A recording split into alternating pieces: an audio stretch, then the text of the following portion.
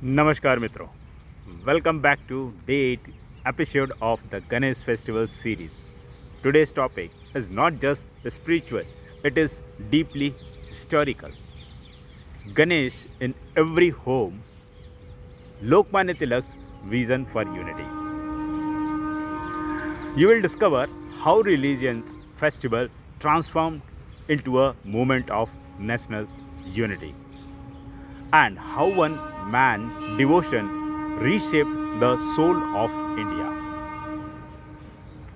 For centuries, Lord Ganesha was worshipped quietly in house, in herds. The festival was intimate, private, and humble.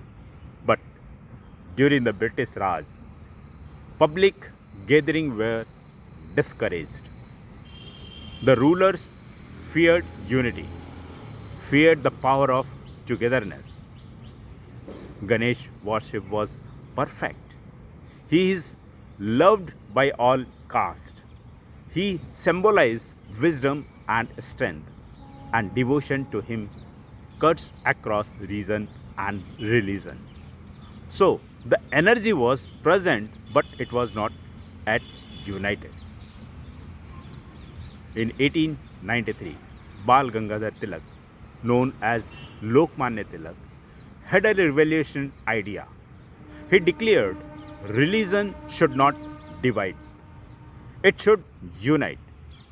He transformed Ganesh Chaturthi from a homebound celebration to a public festival.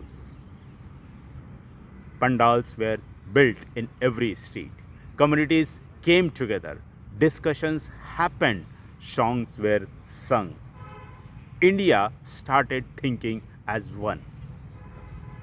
Tilak used Ganesh Utsav to create a parallel system of awakening. Ganesh Utsav was not just a celebration. Now it became a platform for political thoughts. British could not ban religion's gathering, so Tilak used this wisely. Mandals become discussions forum. Kirtans and bhajans had hidden masses of independence. Peoples began feeling united beyond caste, creed, or languages. Imagine that a festival of child faced elephant god turning into the face of India's freedom. Let's understand why Ganesha works so well. He is universal, worshipped across India. He is inclusive, loved by kids, elder man, women. He is wise, the lord of intellect, diplomacy, and balance. He is a strong remover of obstacles, a symbol of courage.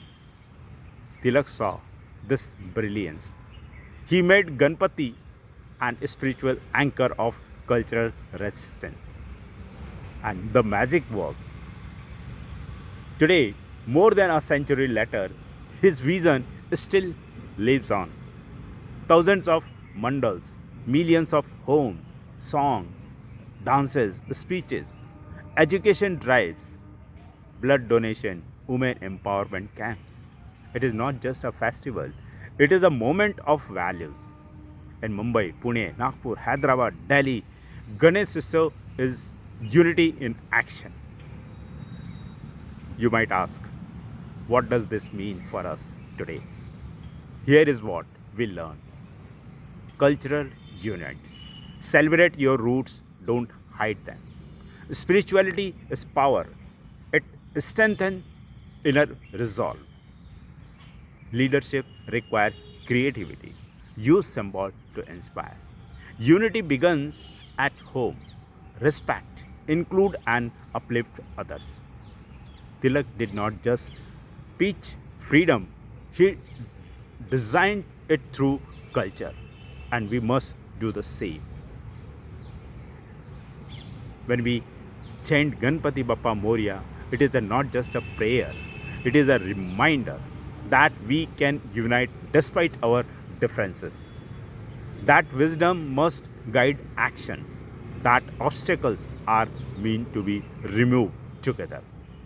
He is a Lord of the people, a God who smiles, blesses, and builds bridges. That is the real power of Ganesh Utsav. So, friends, as you install Lord Ganesha in your home this year, remember Lokmanya Tilak's dream. Make Ganesha not just about ladus and lights, but also about unity, conversion, knowledge, and upliftment. Jai Ganesha, Jai Bharat. If you found this story meaningful, please like, comment, and share.